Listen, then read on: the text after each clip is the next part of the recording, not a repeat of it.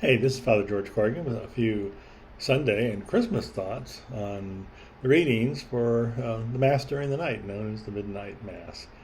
It's a wonderful reading. It's certainly the one that kind of harkens me back to one of my Christmases in Kenya. In Kenya, they were celebrated in the Jumuiya, the small Christian community. And we gathered, and none of the cues, the signals at Advent were the same as you'd experience here in the United States. Certainly nothing like Christmas. Christmas was one of those things like the day before Christmas, people hadn't decorated. And so we joined at the Jumuiya on Christmas Eve, and there were some homemade decorations, and there was a Christmas tree. But do not think Douglas fir. Think Charlie Brown Christmas tree. Poor thing, kind of bent over by the weight of maybe the four ornaments that were on it. But it was still, it was lovely. It was this night of community, of song, community of sharing for the coming of the Christ. And one of the things that's tradition they do, one of the tribal dances among the Kikuyu people, was when anyone in the village had a baby, the women had this tribal dance and this song in which they would all process to the house where the newborn was, and to welcome him, saying, "You're part of us. You're part of the tribe. You're part of the Kabila. You are one of us. Welcome into this world." And they performed that on Christmas Eve, but they changed it up a little bit to make it in order to welcome the Christ child. And of all the promises that are in the original song, they added one that was kind of special for that evening. And what they promised in that dance was that they would be his Bethlehem.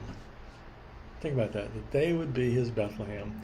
And that thought has stuck with me all these years about what it would really mean to become the Bethlehem for the Christ child.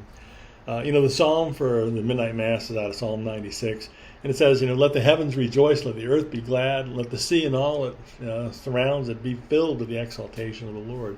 And it's to be that person, not just Christmas Eve, but every day. Maybe that's part of what it means to be Bethlehem. On that night in which the glory of God shone for the shepherds, maybe that's part of what it means to be the Bethlehem for Christ.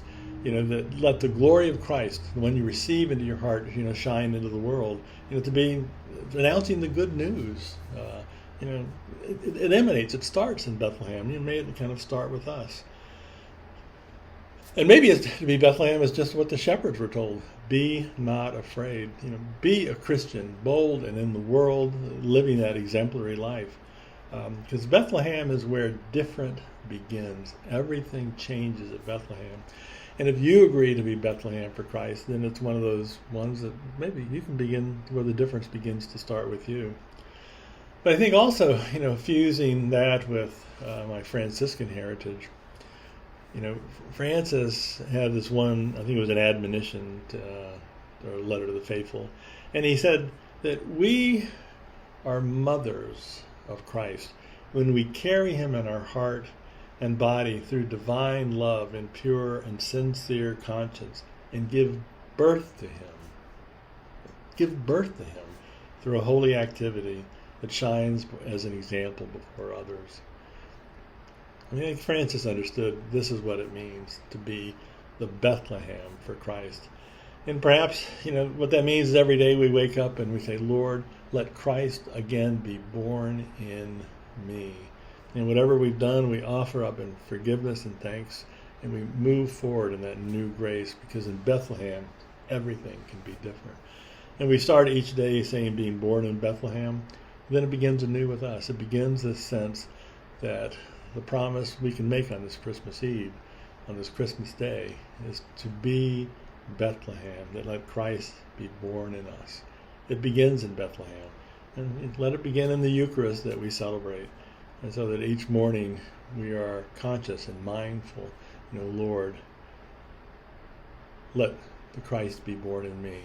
Let me be Bethlehem. And those are a few Sunday thoughts, Christmas thoughts, and Merry Christmas to you and yours. God bless.